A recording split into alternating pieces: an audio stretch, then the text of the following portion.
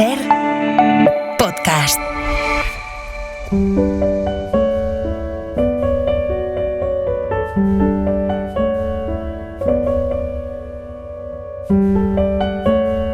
Un libro, una hora.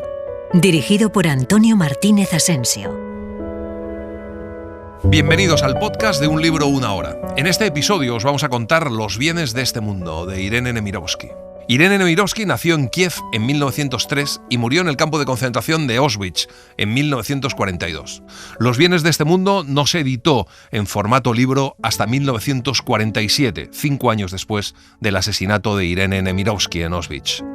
Es una novela extraordinaria, llena de emoción, de fuerza, de esperanza y que cuenta muy bien los horrores de la guerra y cómo la historia se repite ante nuestra indiferencia. Vamos allá. Estaban juntos, eran felices. Siempre vigilante, la familia se deslizaba entre ellos y los separaba con implacable suavidad, pero a los dos jóvenes les bastaba con saber que estaban cerca el uno del otro. Lo demás se desvanecía. Estamos a principios de siglo en el pueblo de Vimeré, a orillas del Canal de la Mancha. Pierre, Agnes, sus respectivos padres y la prometida de Pierre, Simone, se disponen a presenciar los últimos fuegos artificiales de la temporada. Una paz absoluta reina sobre ellos, el mar y el mundo. Ambas familias pertenecen a la pequeña y a la mediana burguesía, pero no se frecuentan. Mantienen las distancias con cortesía, firmeza y dignidad. Simone está sentada entre Agnes y Pierre. Falta poco para que las respectivas familias se reúnan para la gran cena del compromiso oficial. Agnes y Pierre están enamorados, pero no se hacen ilusiones. Los padres de Pierre son dueños de la papelera Ardelot de Saint-Elme y los de Agnes, cerveceros. Una unión entre ellos es imposible. Pierre debería estar desesperado, pero es feliz solo porque Agnes está allí. Están juntos. El señor Florent, el padre de Agnes, ha muerto hace 3 años y la viuda se ha quedado a vivir en Saint-Elme. Nos separaremos para siempre. Él se casará y yo... Pero al menos me quiere. Nunca me lo ha dicho. Como sabe que no podemos casarnos, piensa que no sería honesto. Si me quisiera, lo seguiría al fin del mundo. La señora Florent tiene la idea de casar a su hija Agnes con un rico médico cuarentón, un tal Lumbres, cuyos padres tienen una relojería en Saint-Omer. Comerciantes que se sacrificaron para dar estudios a su hijo. Cuando se celebra la cena del compromiso entre Pierre y Simone, toda la buena sociedad de Saint-Elme está invitada. Una larga mesa, montada en forma de herradura, ocupa casi toda la planta baja. Los novios están en el centro, Pierre con traje negro y Simone con un vestido rosa caramelo. Las dos familias, los Ardelot al completo y los Renaudin, los rodean como una guardia de honor o una sólida muralla de carne rolliza y sana, buena sangre y ahorros invertidos en bonos del Estado. Cuando termina la cena, los invitados bajan al jardín. Los novios han tomado la delantera. Pierre y Simone no hablan. Al cabo de unos minutos, ella vuelve dentro y él se queda solo. Se dirige al cenador sabiendo que allí encontrará a Agnes. Nunca se han citado, no hace falta, pues el instinto los empuja el uno hacia el otro. Cuando Pierre llega junto a ella, ambos están demasiado emocionados, demasiado angustiados como para mentirse. Agnes llora. Pierre le coge la mano. Le pregunta si se va a casar con el doctor Lumbres. Esa idea lo ha torturado toda la tarde. Agnes le dice que sí. En ese instante oyen la voz de la señora Ardelot llamando a su hijo. Pierre le dice que tienen que hablar. Quedan al día siguiente, en el bosque del Coudre. Somos unos niños, exclamó Pierre, colérico. Hemos dejado que nos trataran y manejaran como a niños. Y ahora es demasiado tarde. Lo sé tan bien como tú. Sería un escándalo espantoso. Y nuestros padres nunca... Si solo fueran ellos, pero el abuelo jamás. Puede que hicieras mejor no acudiendo mañana, Agnes. Tal vez lo mejor fuera despedirnos de una vez por todas, aquí, esta noche. Pero ella dice que no y se echa a llorar de nuevo. En la oscuridad, Pierre la trae hacia sí, pero no se atreve a besarla. Se quedan abrazados unos instantes con el corazón palpitante. Luego se separan en silencio. Un mes más tarde, la madre de Agnes, la señora Florent, acude a casa de los Ardelot. Pide ver a la señora. Le cuenta que el doctor Lumbres ha roto el compromiso con Agnes porque al parecer ha descubierto que su hija y Pierre se han citado en varias ocasiones en el bosque del Coudre. Y le cuenta que su hija ha acudido porque Pierre le ha hecho una promesa. La madre de Pierre lo niega. Muy tiesas, ambas se lanzan fulminantes miradas de odio. Acude entonces el señor Ardelot. Dice que la boda ha sido concertada por el abuelo, Julien Ardelot, dueño de todo. Dice que si Pierre no le obedece, no lo mantendrá a su lado después de ese escándalo. Deciden llamar a Pierre para aclarar las cosas.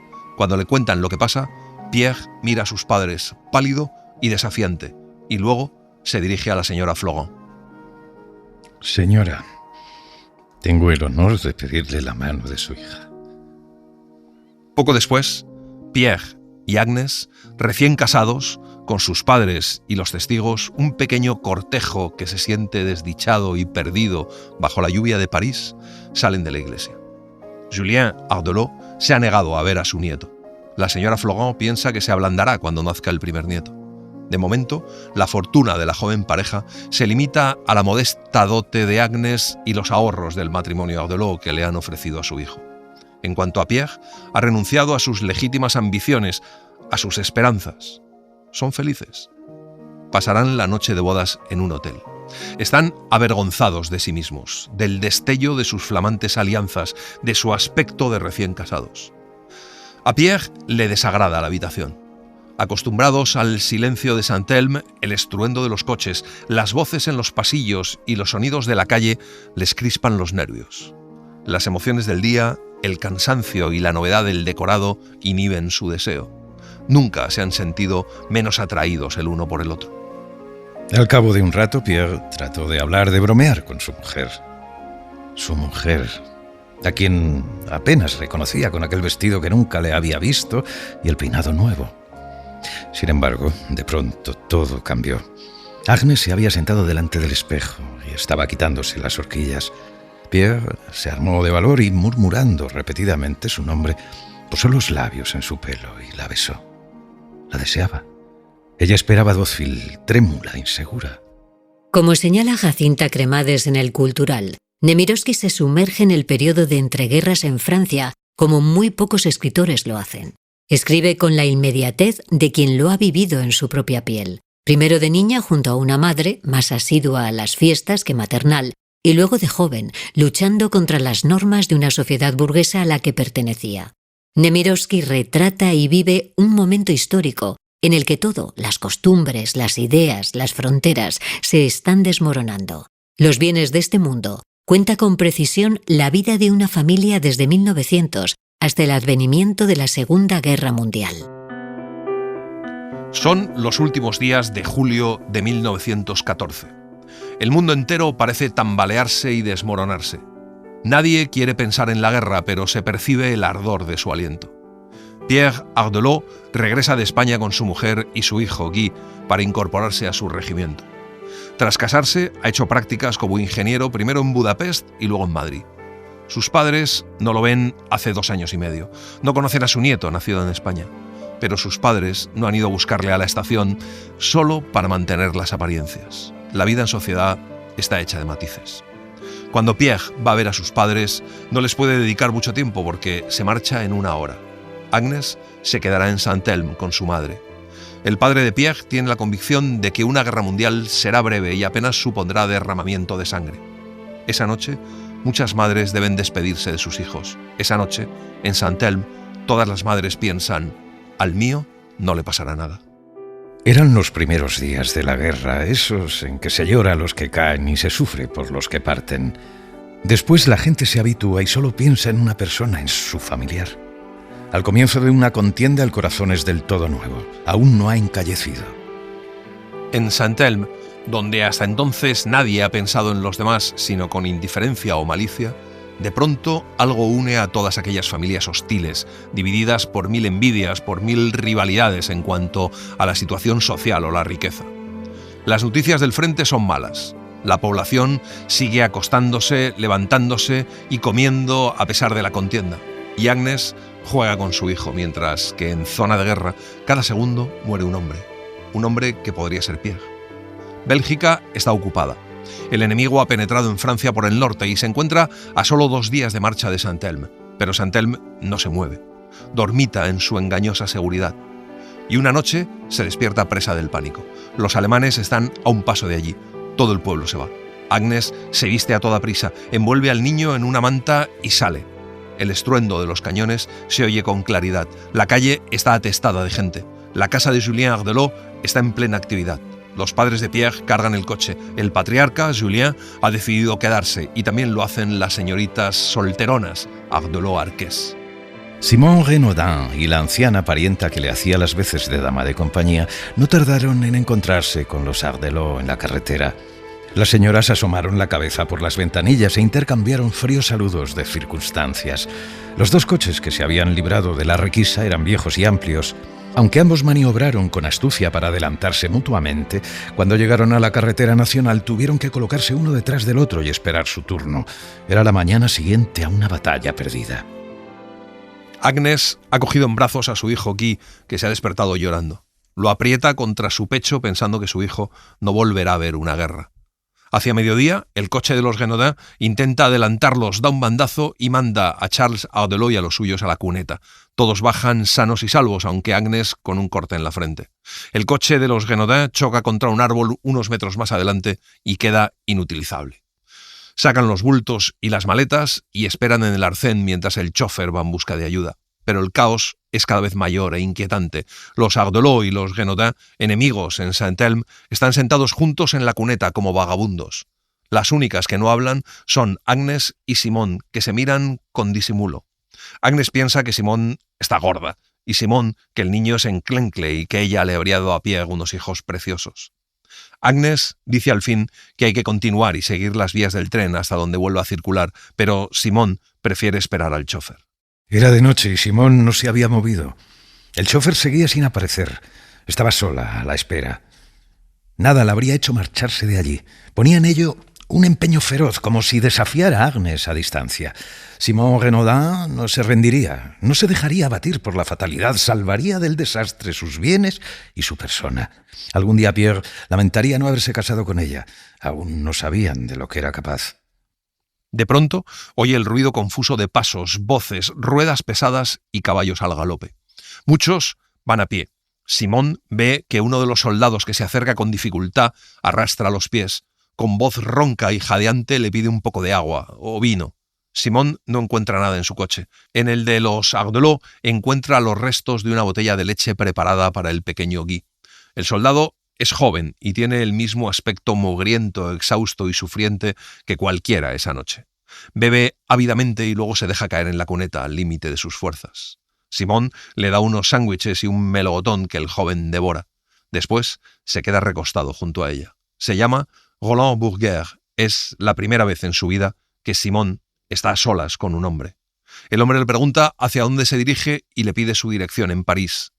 Y de pronto, antes de irse, le pide un beso a Simone, que le dice que si está loco, con una mezcla de temor y secreto regocijo. Él se echa a reír, le coge la mano y se la besa. Roland coge su mochila y reanuda su camino arrastrando los pies. Faltan muy pocos días para la batalla del Marne. Agnes esperaba a su marido que regresaba del frente. Se lo devolvían 6 días. Llevaba 2 años luchando y muy de tanto en tanto le concedían unas horas, unos días, unas pocas noches. Luego se iba de nuevo. Era así para todos. El tiempo ha pasado. Agnes, del mismo modo que se arrastró por las carreteras de los refugiados apretando los dientes sin rechistar, ha avanzado a lo largo de 1915 y avanza a lo largo de 1916 tratando de no pensar más que en el presente. Agnes está embriagada de alegría porque vuelve su marido.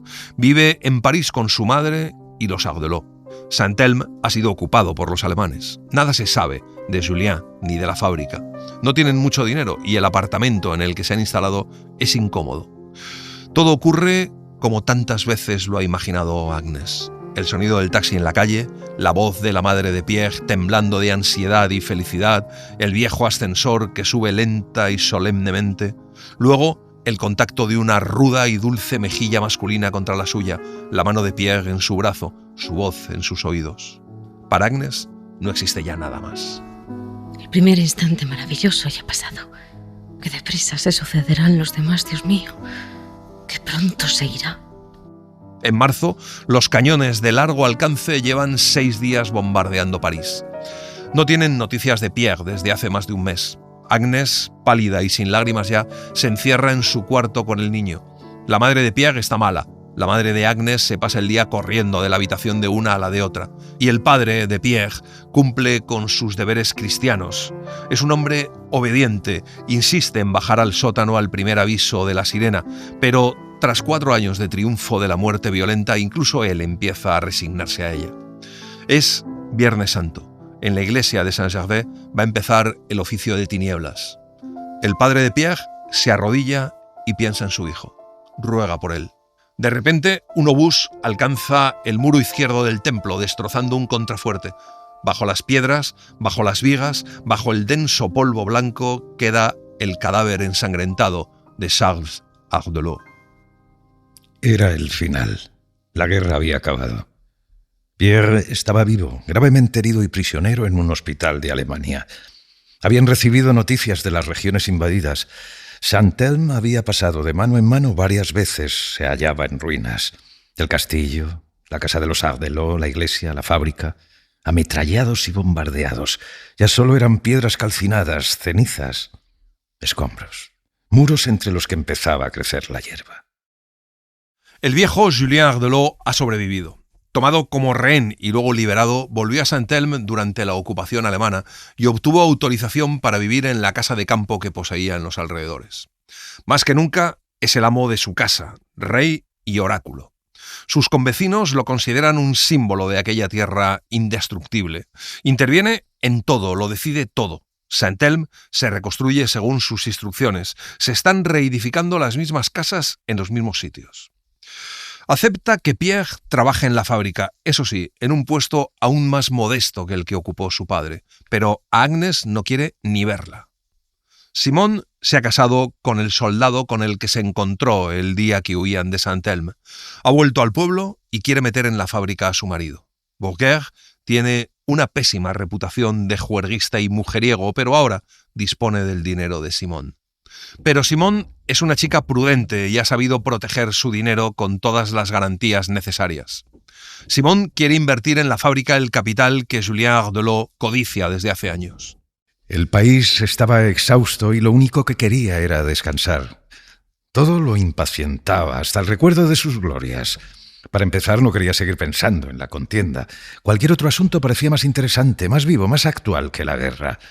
La música negra, la nueva poesía, las faldas cortas y los peinados de las mujeres, las costumbres relajadas. «Queremos disfrutar de los bienes de este mundo», exclamaban los jóvenes que salían del sepulcro famélicos y ávidos. Ya nadie se fija en los heridos. En 4 años de guerra, todo el mundo se ha acostumbrado a ellos. No inspiran ni admiración ni afecto. Pierre, como sus camaradas, siente un inmenso cansancio físico, mental y espiritual. No sabe si volver a Saint-Elme y aceptar la oferta del viejo Ardelot o intentar salir adelante por sí mismo, como antes de la guerra. Ha ido a ver a sus antiguos jefes que le han guardado un puesto, pero en Brasil. En Saint-Elme serías más feliz. ¿En Saint-Elme? Imposible. El abuelo tendría que recibirte como a... Qué tonto eres. ¿Qué más me da? Si estamos juntos, ¿qué más me da? Te quiero y solo me importas tú. Eso es porque hemos estado separados mucho tiempo. Claro que no. Dentro de 30 años será igual. Entonces es que somos muy felices. ¿Acaso no lo sabías? Desagradecido. Qué largos, qué duros han sido estos 4 años. Sí, pero quizá hayamos agotado de golpe toda la mala suerte que nos correspondía. Eso seguro. Un precio tan alto no se paga 2 veces. El segundo hijo de Pierre y Agnes, una niña, nace en 1920 en Saint-Elme. El matrimonio vive con la madre de Pierre. Ese verano es especialmente caluroso y por las mañanas Agnes se lleva a sus hijos, Guy ya tiene 7 años y Colette, a la que aún le da el pecho, al bosque del Coudre. Un día, Agnes encuentra en el bosque un pequeño anillo de plata. Lo había perdido hacía 10 años cuando paseaba por allí con Pierre y milagrosamente acaba de volver a aparecer. Fue en su primera cita. Si la criada entonces no hubiera contado nada, si Saint-Elme no se hubiera enterado, ahora ella sería la mujer de otro. Qué poco se requiere para desviar la vida en determinada dirección. ¿Qué nos une con tanta fuerza a Pierre y a mí? ¿Por qué dejamos de vivir, sufrir, ser felices o pensar individualmente desde que nos casamos? ¿Por qué nos convertimos en una sola carne de un modo tan completo?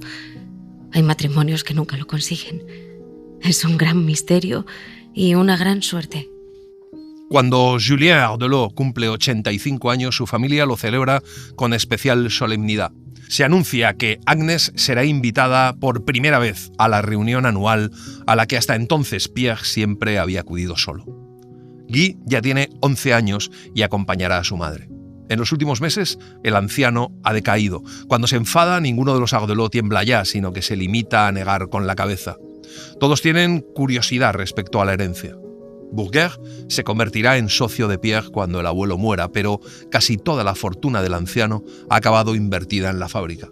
En diciembre de 1924 salta la noticia de que Julien Ardelot va a convertir su empresa en una sociedad anónima. Pese a no demostrarlo, Guy estaba muy excitado por la visita. Intuía que en la relación entre su madre y su bisabuelo había algo extraño, aunque no le sorprendía. Saint-Elme estaba dividido por oscuros resquemores. Pleitos, disputas por herencias, rivalidades, disensiones políticas que desde la infancia se aceptaban como algo natural, como la contrapartida inevitable del espíritu de familia del que todos se ufanaban. La guerra, y sobre todo los años sucesivos a la contienda, habían enconado los resentimientos. El anciano parece empequeñecido, encogido. Sin decir nada, le tiende 2 dedos a Agnes y casi de inmediato se vuelve hacia Simón. Agnes y Simón se encuentran todos los domingos en misa y bajo el pórtico de la iglesia se saludan y se preguntan por sus hijos. Con mirada asesina, ambas examinan los puntos débiles de la rival y con certero instinto descubren aquellos con los que el tiempo no ha sido clemente. Finalizada la cena, los jóvenes piden permiso para bailar. Las chicas, vestidas de azul celeste o rosa caramelo, evolucionan por el salón bajo la mirada vigilante de sus madres. Las bodas se conciertan en ocasiones como aquella. Los acontecimientos futuros nacen en la sombra. Desde el 85º cumpleaños de Julien Ardelot en Saint-Elme habían cambiado muchas cosas. El anciano había muerto al cabo de unos meses y ahora la fábrica se llamaba Antigua Papelera Julien Ardelot, P. Ardelot y R. Bourguer, sucesores. El verano de 1933 tocaba su fin. En Europa hacía ya 3 años que la resaca de la victoria se había disipado por completo y una sorda y turbia inquietud agitaba los ánimos. La gente lee los periódicos y exclama que qué espanto. Se imaginan guerras futuras. Estados Unidos, la Depresión, Alemania, la Unión Soviética. Pierre y Agnes están hablando de Guy. No entienden qué le pasa.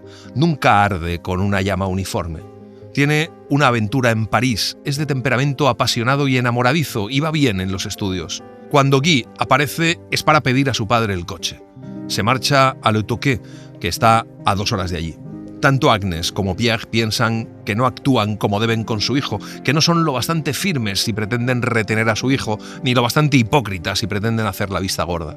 Guy está preocupado porque ve cómo se acerca una guerra o una revolución y cuenta a sus padres que no hay chico de 20 años que no se sienta abocado a un futuro del que lo mejor que puede decirse es que no inspira la menor confianza. Guy quiere gozar con plenitud de la vida para obtener de ella lo mejor que ofrece, lo más elevado, sus sentimientos más puros, más excelsos. Pierre estaba en París tratando de conseguir dinero. Desde hacía 3 años, en Saint-Elme, como en todos los centros industriales de la región, las máquinas producían unas mercancías caras que nadie compraba. Y cuando al fin llegaban los pedidos, la mitad de las veces las remesas entregadas no se cobraban. Las empresas más antiguas y sólidas se iban a la bancarrota. La fábrica de los Ardelot aguanta gracias al dinero de Simón. 1/3 de la fortuna dejada por Julien se ha volatilizado con la quiebra del Banco d'Iguin, una entidad que parecía indestructible. Pierre ha invertido todo el efectivo que le quedaba en la fábrica. Si todo sigue igual, no tardará en verse obligado a ceder sus activos a los Bourguer. Simón está deseando librarse de él. Se ha convertido en una mujer vieja, obesa y torpe, de ojos duros, siempre vestida de negro. Con Roland Bourguer, Pierre sí que se entiende. Roland le muestra un aprecio y una simpatía sorprendentes. Roland y Simón tienen una hija, Rose. Pierre ha pedido un préstamo personal a sus banqueros habituales en vano. Lo que más le preocupa es el futuro de su hijo Guy. Sigue preocupado por él y esa pasión amorosa tan misteriosa, tan invisible que tiene. Pierre Se va a casa de Guy, que vive subarrendado en el piso de uno de sus primos. Su hijo le abre la puerta con mala cara. Está enfermo. Aún así, Pierre se queda a cenar con él. Guy está preocupado, pendiente constantemente de si suena el teléfono. La conversación entre ellos es fría y forzada. Pierre le cuenta a Guy todos los problemas de dinero, pero a Guy no le sorprenden. Dice que todo el mundo está igual. En el único momento en el que se altera es cuando su padre le nombra a Bourguer. Guy le odia. De pronto suena el teléfono. Es Agnes, desde Saint-Elme. A Bourguer le ha ocurrido una desgracia. Ha sufrido un accidente de coche. El pobre ha muerto. Simón y Ross irán a París, pero te ruegan que tengas la bondad de acudir cuanto antes a Versalles para ocuparte de las formalidades, si te es posible. Guy lo único que le pregunta a su padre es por las circunstancias exactas de la muerte de Bourguer y si iba solo. Se van a Versalles. Guy entra en la pequeña habitación donde yace el cadáver. Permanece largo rato contemplando el atlético y apuesto cuerpo de Bourguer, cuyo rostro está desfigurado. Guy le pregunta a la enfermera si iba solo. La enfermera duda y Guy le ofrece dinero por su respuesta. La enfermera entonces le cuenta que viajaba con una mujer, rubia, elegante, con los ojos muy azules. La mujer le cuenta a la enfermera que no tenía ni un rasguño. Guy vuelve junto a su padre. Se marchan en silencio. El cuerpo de Bourguer es trasladado a Saint-Elme e inhumado en el sepulcro de los padres de Simón. Guy siguió el ataúd. Se inclinó ante Simón y Ross, volvió a casa y almorzó. En una palabra, hizo lo que debía, lo que se esperaba de él. Luego se despidió de su familia, regresó a París. Y esa misma noche se pegó 2 tiros en el pecho con un revólver. A Pierre le despierta el grito de Agnes, que corre a su lado y se derrumba en la cama sollozando. Salen hacia París de inmediato. Les han dicho que Guy agoniza, que puede morir en cualquier momento. Cuando llegan, le están operando. Pero Guy sobrevive. Recibe los cuidados de su madre con la misma indiferencia, eso sí, que los de la enfermera. Pierre y Agnes se quedan en París toda la primavera, alojados en un hotel cercano a la clínica. No viven más que para esas pocas horas diarias en las que pueden permanecer en la habitación de su hijo. En esas pocas semanas envejecen mucho. Guy solo piensa en la mujer que lo ha engañado con Bourguer. Sus padres se preguntan cómo ha podido hacer algo así. Cuando éramos jóvenes y me enteré de que ibas a casarte con Lamb, pues sentí celos. Imaginaba sus manos de carnicero deslizándose por tu cuerpo. Y durante la guerra experimenté los peores celos, los que nacen sin motivo, de una sospecha, de un suspiro, de un sueño. Confiaba en ti, te respetaba, pero era una época desquiciada y sabía lo que hacían las mujeres mientras nosotros estábamos ausentes. Yo tenía celos de Simón. E incluso ahora, cuando la veo, siento aquí... Solo te he querido a ti. Lo sé todo de ti. Cuando deseabas a alguna mujer, no te defiendas. Te pasó, como a todos. Antes de que el deseo te rozara, ya me torturaba a mí. Pero sé que no has querido a nadie más. Mi pobre esposa. Se quedan callados, acariciando la cama de su hijo, dejándose inundar por una ternura tan intensa que se avergüenzan de ser casi unos ancianos y estar tan enamorados. A mediados de julio de 1936, Pierre, que sigue en París con su hijo convaleciente, recibe una breve carta de Simón en la que le pide que vuelva a Saint-Elme, aunque solo sea 48 horas porque necesita resolver con él asuntos urgentes. Al llegar a casa de Simón, le recibe Ross, que no tiene más que 16 años, aunque sus formas son ya las de una mujer. Es robusta, de tez sonrosada, pelo castaño y cejas espesas y negras. Pierre lleva 2 años sin verla porque está interna en un convento en Bélgica y durante las vacaciones su madre se la lleva a Inglaterra y Austria para que perfeccione los idiomas. Simón es una madre irreprochable. Cuando se quedan solos, Simón le pide a Pierre que le pague todo lo que le debe. Pero para Pierre eso es imposible. Simón dice que si no inyectan capital, tendrán que declararse en quiebra. Pierre guardó silencio. Sabía que si Simón anunciaba en Saint-Elme su intención de abandonar la empresa, estaría perdido. Le cancelarían todos los créditos con los que aún contaba. Simón lo arruinaría, porque para evitar la quiebra, él sacrificaría hasta el último céntimo. Cuanto poseía, los ahorros de Agnes. Era un ardelot. La quiebra sería un deshonor para él. En cambio, si le vendía su parte a Simone, la empresa se salvaría. Rose será la heredera, así que su marido se convertirá en dueño de todo. Simone le dice que renunció al hombre, pero no pudo renunciar a la empresa. Pierre piensa que se marchará de Saint-Elme y se instalará en París, que tendrá suficiente dinero para vivir, no se aburrirá. Irá a conciertos y al teatro con Agnes, leerá todos los libros de historia que le interesan y que nunca ha tenido tiempo de leer. Envejecerá en paz. Tendrá más amigos en París que en aquella ciudad de provincias donde Agnes sigue siendo considerada una intrusa y tratada con desdeñosa frialdad. La noche del 1 de enero de 1938, los Ardelot estaban solos en su pequeño apartamento del Boulevard de Courcelles, en París. Pierre había descorchado una botella de champán. El año 1938 empezaba con frío, caía una nevada ligera. El fuego ardía en la chimenea del comedor y en la penumbra se oían las voces de la radio. Colette ha aprobado el bachillerato en la convocatoria de octubre y estudia en la Facultad de Derecho. Guy está mucho mejor. Ha conseguido un puesto de ingeniero en una fábrica y lleva una existencia ordenada y gris. Con sus padres se muestra más afectuoso, pero también más reservado.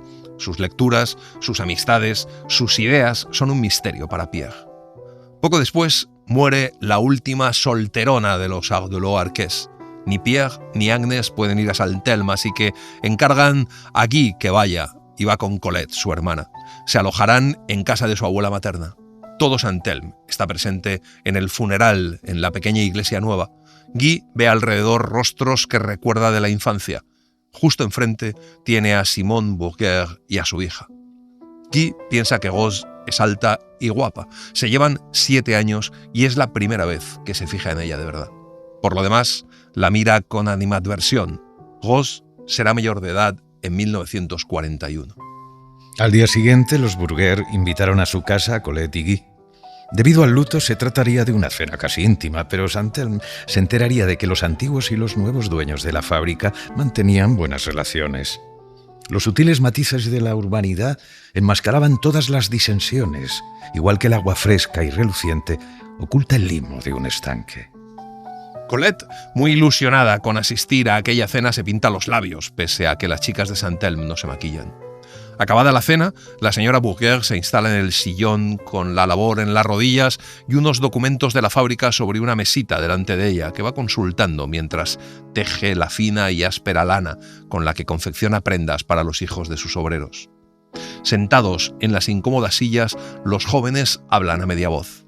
Rose comenta que irá a París en primavera. Guy le dice que tendrá que visitarles. Hay algo en ella que agrada a Guy, aunque no sabe qué. Rose habla poco y con los ojos bajos. Guy nota que lo sigue con la mirada, que le gusta. Al despedirse, Rose le pregunta si volverá a verle. Él le dice que vaya a ver al día siguiente a Colette.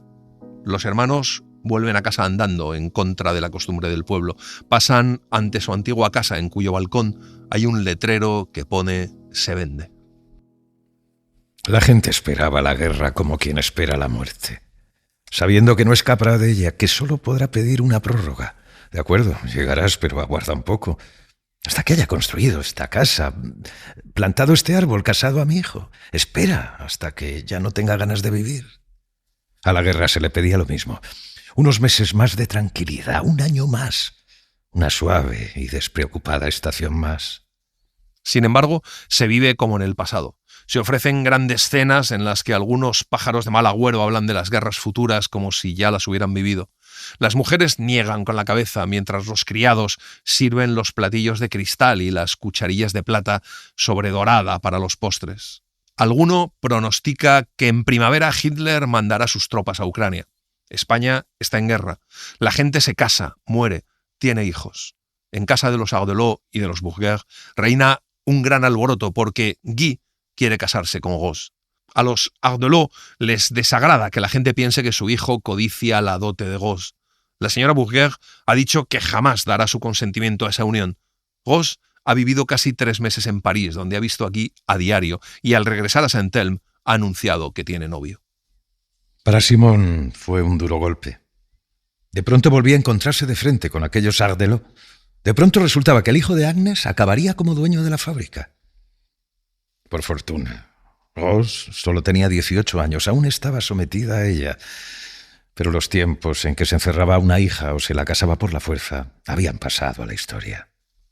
Se vuelve a hablar del compromiso roto en otro tiempo y de que Simone nunca perdonó a Pierre ni a Agnes su amor, su buen entendimiento, que se vengó arruinándolos, que odia a su hija Rose. Incluso se murmura que incitó a Bourguer a conquistar al amante de Guy para llevar al chico a la desesperación. A principios de agosto, la atención se vuelve hacia España como hacia China o Checoslovaquia, pero el año 1938 acaba su curso sin que el gran miedo adquiera un rostro y un nombre. Mes y medio después, mientras se esperan con impaciencia los resultados de las primeras conversaciones entre Chamberlain y Hitler, Rose visita a la señora Florent, la madre de Agnes. Rose quiere ir a ver a Guy antes de que comience la guerra. Quiere tomar el tren de las 5 ese mismo día para ir a París, pero no tiene dinero. La anciana no lo duda un instante. Aquella misma mañana, la gente prevenida abandonó París. Llovía sin parar. De todas las casas se veían salir mujeres cargadas con bultos, con niños en brazos que escrutaban el cielo en busca de un claro entre las nubes o tal vez del primer avión enemigo. Aún no había estallado el pánico, ni siquiera había auténtico miedo. Los hombres movilizados se dirigían a las estaciones maleta en mano. Lo que mueve a la gente es la prudencia. Agnes está preparando el equipaje de Guy y Pierre. Guy va a incorporarse a su regimiento. Pierre ha decidido viajar a Saint-Elme e interceder ante Simone para que apruebe el noviazgo oficial de Guy y su hija. Rose ha llegado el día anterior a casa de los Ardelot temblando de miedo, orgullo y amor. Suplica que no la devuelvan a Saint-Elme. La alegría de Guy los ha emocionado. Pensando que su hijo se va al día siguiente, están dispuestos a sacrificar su vida por él y con mayor motivo a hacerse responsables de las locuras que pudiera cometer. Dejan solos a los dos jóvenes y se encierran en la habitación contigua. Al día siguiente, Guy se va. Su padre le acompaña a la estación y luego se pone en camino hacia Saint-Elme. Simone le recibe diciéndole que esta es otra desgracia que debe agradecerle a los Ardelot. Dice que no quiere volver a ver a su hija, que odia a Agnes y a todo lo relacionado con ella, a Guy, a Pierre. Pero usted me quiso, dijo Pierre, mirando con lástima aquel hinchado y pálido rostro lloroso. Somos viejos, Simón. Todo eso es agua pasada. ¿Qué rencor puede guardarnos por un pasado tan lejano? Simone dice que se casaron con ella por dinero, que fue engañada, abandonada y que él murió junto a su amante y amante de Guy. Se apartan el uno del otro y se miran con odio. Un foco barre el negro cielo en busca de aviones enemigos. Con el corazón encogido, Pierre se dice que a esas horas quizá ya se haya declarado la guerra y piensa que si Rose puede hacerle feliz, aunque solo sea durante un permiso, aunque solo sea durante 48 horas o una noche, lo demás no debe importar. Según Ángel Silvelo Gabriel, los acontecimientos cotidianos y vitales que corren en paralelo a los grandes avatares de la historia de la humanidad encuentran en los bienes de este mundo un cálido acomodo que resulta sorprendente. Y eso que muestra una realidad espeluznante. Nemirovsky retrata a los personajes con todo tipo de detalles psicológicos. Cada uno de ellos representa, de cierta manera, a un prototipo social: el avaro, el soñador, el inconformista, el romántico, el traidor. Pero todos ellos se mueven por amor. El amor con sus múltiples manifestaciones, la pasión, el deseo, el rencor, el odio, adquiere en esta novela toda una nueva dimensión, porque compite y se superpone a esa barbarie humana que significan los enfrentamientos bélicos. Guy y Rose se casan. Viven con Pierre y Agnes, pero Rose y Agnes no se llevan bien. La casa es muy pequeña para todos. Guy intenta encontrar la manera de cambiar sus vidas, pero ¿cómo arreglárselas decentemente con 2.800 francos al mes? No se puede hacer nada. Hay que esperar. En verano, los Ardelot se marchan a Wimereux. Guy empieza las vacaciones en agosto, pues unos amigos lo han invitado a Cibourg junto a su joven esposa, pero tiene que volver a su trabajo por un imprevisto. Guy confía en volver a Cibourg hacia el 25 de agosto. Rose lo deja marchar con tristeza. Ni Guy ni Rose creen en la guerra hasta el último momento. El año anterior la guerra ha estado muy cerca, pero las cosas van bien. A pesar de todo, un día se decreta la movilización general, anunciada por el repique de campanas. Las mujeres lloran en plena calle. Rose que ha intentado en vano telefonear a París, vuelve de correos lívida y temblorosa, ya sin lágrimas y 10 años más vieja. Anuncia que se marcha. Llegará justo a tiempo para ver a su marido. Aparte de que ahora los transeúntes llevaban en la mano máscaras de gas, nada había cambiado. En las esquinas vendían flores, las amas de casa compraban cerezas, los niños corrían. Al llegar ante la casa, Ross se detuvo con el corazón palpitante y por unos segundos miró el tercer piso y la ventana de su habitación. Llamó al timbre. Al oír los pasos de Guy en el desnudo entarimado, cerró los ojos para escucharlos mejor, para que su sonido se le quedara grabado, para no olvidarlo jamás. Los hombres se marchan sin vítores, sin canciones, sin flores. Ross, Agnes y Colette trabajan juntas. No lloran. Se supone que las mujeres deben mostrarse dignas de los soldados. A Agnes le resulta más fácil, ya ha interpretado ese papel. 4 años agachando la cabeza, esperando, reprimiendo las lágrimas en silencio. Tumbada en la deshecha cama de hierro, Ross muerde la almohada para ahogar sus sollozos. Colette también tiene a alguien que se ha ido a la guerra. Nadie lo sabe. Entre los parisinos corre la voz de que los bombardearán esa misma noche. Cuando se oyen por primera vez las sirenas, casi todo el mundo baja a los sótanos, pero Pierre no quiere ponerse a cubierto. Teme por su antigua herida en el frío sótano. Agnes permanece a su lado. La noche avanza, con los primeros rayos de un alba rosada, resplandeciente y alegre, mientras las palomas arrullan en el tejado, las sirenas anuncian el final de la alerta. Qué triste está la ciudad, pensó Guy. Después de haber pasado el principio del invierno en las avanzadas de la línea Maginot, disponía de un largo permiso, pero los días se le iban, se escurrían entre sus dedos como el agua. No podía retenerlos. Las primeras horas de su permiso son maravillosas, pero según se acerca la hora de partir, el sosiego cede ante una extraña inquietud. En París, además, no le dan tregua. Hasta su padre, que sabe lo que es una guerra, le ha parecido un poco ingenuo. Ross tampoco le parece ya la misma. Se ha estropeado y tiene la cara más pálida y llena. Únicamente la reconoce por la noche. La penúltima noche que pasa en París salen a cenar solos y durante la cena Ross le dice que está embarazada. Guy no solo siente alegría, sino una sensación de triunfo. A primeros de mayo, el anciano Ardelot de Maistre se presenta en París con una maletita y la máscara de gas en bandolera. Tiene que darles una noticia. En Saint-Elme se comenta que Simón desea hacer las paces o al menos firmar un armisticio. Además, Simón está mal de salud, muy mal. Deciden que Ross vaya al día siguiente acompañada por Pierre. Agnes irá también con ellos y aprovechará para ver a su madre. Ross se decía que su hijo vendría al mundo en casa de su madre y mentalmente iba ordenando el gran armario empotrado de la ropa blanca donde colocaría el ajuar del niño. Y ya veía el sitio de la cuna en la alcoba, entre el reclinatorio y su cama. Cuando llegan, todo está en calma. Ross no esperaba encontrar a su madre tan enferma. Cuando Simón ve a su hija, las mejillas se le cubren de manchas rojas y por un instante se lleva la mano al pecho con el gesto inquieto propio de los enfermos del corazón. Después sonríe al reparar en el vientre y la cara de Ross. No tardan en aparecer los primeros coches de refugiados, reconocibles por algo indefinible, por el modo de lanzarse a toda velocidad para recorrer kilómetros en carreteras aún libres, por sus frenéticos y furiosos bocinazos. El desfile de vehículos dura toda la noche y el día siguiente. No hay noticias de Guy. Nadie sabe nada de los que están en el frente. Hasta que un día las bombas cayeron sobre Saint-Elme. Los aviones aparecieron en el cielo y pasaron en vuelo rasante sobre los tejados. Instantes después, la pequeña estación pareció alzarse como aspirada por una gigantesca boca de aire y volvió a desplomarse entre escombros y llamas. Ross y su madre se han ido de Saint-Elme días antes. Los gendarmes han desaparecido.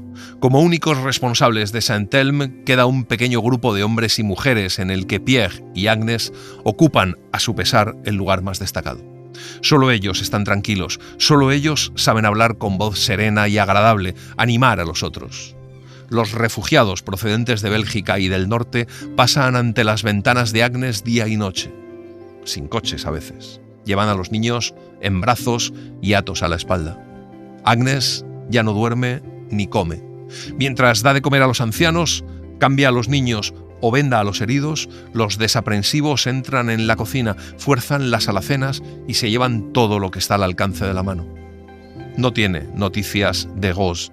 Siguen ignorando la suerte de Guy, pero siguen esperando hasta que una noche la radio lanza el anuncio de la derrota de Sedan. Los cañones atronan. En ese momento le entregan una carta. Gauze le cuenta que su madre ha empeorado y que están paradas cerca de Gien y les pide que vayan a por ella. Pero no podemos separarnos. Agnès se arroja a los brazos de Pierre. Sufrir juntos, morir juntos no le importa. Sin embargo, no puede soportar la idea de separarse de él. Si fuera por mi hijo, pero se trata de Gauze. Es su mujer, Agnès. Ven conmigo. ¿Qué vas a hacer aquí? Vámonos los dos. ¿Cómo quieres que llegue sola? ¿Por qué te empeñas en quedarte? ¿Es que no ves que todo está perdido? Llegarás. Tienes que llegar. Pero, ¿y tú, Pierre? ¿Y tú? Yo me quedo aquí, por supuesto. Permanecen abrazados largo rato, despidiéndose en silencio. Cuando Agnès se marcha, Pierre experimenta un instante de debilidad. En definitiva, ¿por qué arriesga la vida? ¿Por qué renuncia al único consuelo posible en aquellos terribles momentos, el de morir con su vieja compañera? ¿Quién le ha pedido que vele por los obreros y los campesinos de Saint-Elme? Cerca de Saint-Elme, en el bosque del Coudre, hay unas excavaciones, una antigua cantera donde parte de la población puede refugiarse. Todos obedecen a Pierre, que acompaña a la gente hasta el bosque, y cuando comienza el bombardeo va una y otra vez llevando a los rezagados, acompañando a las mujeres. Delante de Saint-Elme parece alzarse una cortina de llamas. La fábrica arde. Pierre va de calle en calle, cegado, ahogado por el humo. Perros encadenados, abandonados por sus dueños, llenan el aire con sus trágicos aullidos. De pronto, Pierre ve un bulto en mitad de la calle. Es un bebé. Pierre huye estrechando al niño contra su cuerpo. Durante la noche y todo el día siguiente vieron arder Saint-Elme. También vieron pasar a los soldados que retrocedían tras la batalla librada en el canal y, por desgracia, perdida una vez más. Y avanzar entre las ruinas a los primeros alemanes. No podían pensar en organizar la defensa. No disponían ni de hombres ni de armas. Pierre dice que tienen que volver a sus casas, reconstruir lo que se pueda y esperar tiempos mejores. Y lentamente todos van regresando a Saint-Elme. Mientras, Agnès ha encontrado a Gauze y a su madre. Los refugiados huyen hacia el sur, hacia el Loira. Agnès ha conseguido comprar gasolina. Conduce con una Simone que parece estar agonizando y con Gauze a punto de dar a luz. En los pueblos ya no queda ni una habitación, ni una cama, ni un metro cuadrado libre. Hay que seguir avanzando. Hasta que llegan a una pequeña localidad del centro de Francia donde el caos no es tan grande. En el hospital, los heridos, eso sí, están acostados en el suelo de las salas. En los escasos hoteles, la gente duerme sobre los billares, en los lavabos, en los pasillos. Pero encuentran una casa a la salida del pueblo donde siguen acogiendo refugiados. Lo que pasa es que está llena. Una mujer rubia, al ver a Simone tan enferma y a Gauze tan embarazada, les ofrece su habitación. La habitación es grande y luminosa. Al oírles hablar de Saint-Elme y del apellido Ardelot, la mujer se presenta. Se llama Nadine. Le habría gustado abrazar a aquella joven, gracias a la cual habían encontrado un sitio, un refugio, un lugar donde descansar. Lo demás ya se arreglaría. Gauze era fuerte. El niño, el hijo de Guy, viviría. Al menos quedaría ese niño, si los demás... El niño nace a las 4 de la madrugada. Es un bebé precioso y Gauze apenas sufre. Le improvisan una cuna, llaman a la puerta. Es la joven que les ha cedido la habitación. Les dice que los alemanes llegarán dentro de una hora, que todo el pueblo se va. Inclinada sobre el recién nacido, lo contempla con extraña y sorprendente emoción. Y de pronto pregunta por Guy en voz muy baja.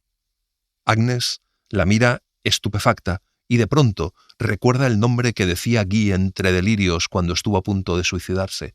Nadine. Aquella mujer es la antigua amante de Guy. Agnès le regala los bidones de gasolina que tiene para que pueda huir, a cambio de haberles cedido la habitación. Agnès se sentó, o más bien se dejó caer en una sillita baja. Se sentía agotada, tranquila, desconectada del mundo. Había cumplido su tarea hasta el final. Se había separado de Pierre para seguir hasta allí a aquella chica, a Rose, a la que no quería y a la que había asistido cuanto había podido. Había ayudado a nacer al hijo de Guy. Ahora solo le quedaba resignarse, tener esperanza, aguardar. Cuando se firma el armisticio, los soldados alemanes ocupan el pueblo. Rose se ha levantado. El niño está bien. El descanso ha reanimado a Simone.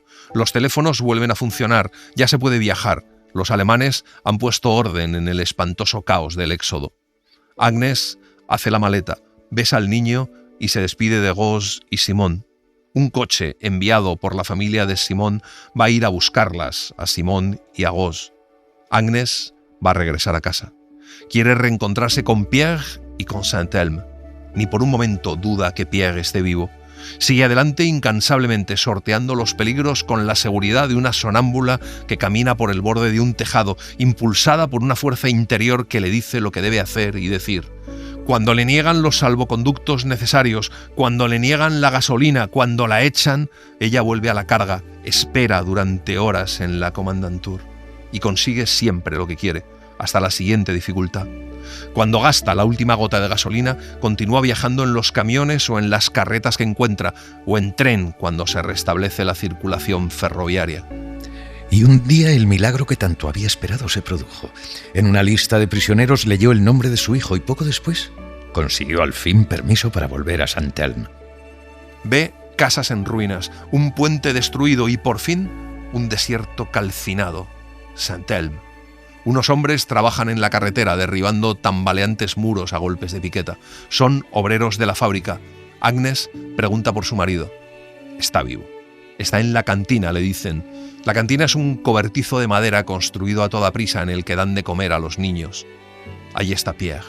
Agnes se detiene en el umbral, temblando tanto que no puede moverse. Como si adivinara su presencia, Pierre se vuelve. ¿Eres tú? Al fin, Dios mío. Eres tú. Todos los miran. Se besan rápida y torpemente. Ningún beso, ningún abrazo puede expresar la alegría de sus corazones. Guy está prisionero. ¿Lo sabías? Sí. ¿Y Rose? Tuvo un niño muy guapo. ¿Y aquí? Aquí ya lo es. Lo reconstruiremos. Nos las arreglaremos. Sobreviviremos. Agnes oculta el rostro entre las manos. Estás agotada, mi pobre mujer. Pierre la mira con ternura, pero ella ya no siente ni cansancio ni tristeza. Tiene la sensación de haber recogido su cosecha, de haber recibido todas sus riquezas, todo el amor, la risa y las lágrimas que Dios le debía, y de que ahora todo ha terminado. Ya solo le quedaba comerse el pan que había amasado y beberse el vino que había prensado. Había hecho acopio de todos los bienes de este mundo. Toda la amargura y la dulzura de la tierra habían dado su fruto. Acabarían su vida juntos.